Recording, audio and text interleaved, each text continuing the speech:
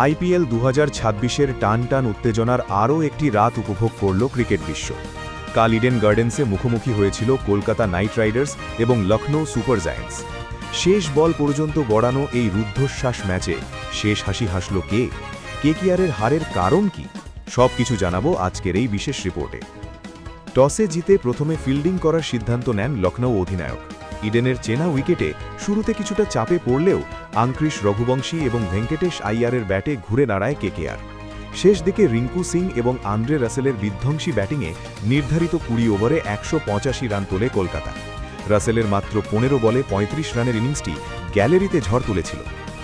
186 রানের লক্ষ্য তাড়া করতে নেমে লখনৌয়ের শুরুটা ছিল মারকুটে। ওপেনার কুইন্টন ডি কক এবং দেবদত্ত পাডিক্কাল দ্রুত রান তুলতে থাকেন। মাঝপথে বরুণ চক্রবর্তী জোড়া উইকেট নিয়ে কেকেআরকে ম্যাচে ফিরিয়ে আনলেও ক্রিজে টিকেছিলেন লখনৌয়ের মিডল অর্ডার ব্যাটাররা। বিশেষ করে ইম্প্যাক্ট প্লেয়ার হিসেবে নামা তরুণ মুকুল চৌধুরীর ব্যাটিং সবাইকে অবাক করে দেয়। শেষ ওভারে জয়ের জন্য লখনৌয়ের প্রয়োজন ছিল 15 রান।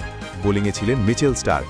প্রথম 3 বলে মাত্র 4 রান আসলেও চতুর্থ বলে একটি বিশাল ছক্কা মেরে ম্যাচ লখনৌয়ের দিকে ঘুরিয়ে দেন মুকুল।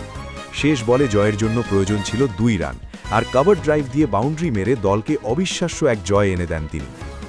3 উইকেটে এই জয়ের ফলে পয়েন্ট টেবিলে সুবিধাজনক অবস্থানে চলে এলো লখনৌ সুপার জায়ান্টস। অন্যদিকে ঘরের মাঠে এই হার কেকেআর সমর্থকদের জন্য বড় ধাক্কা।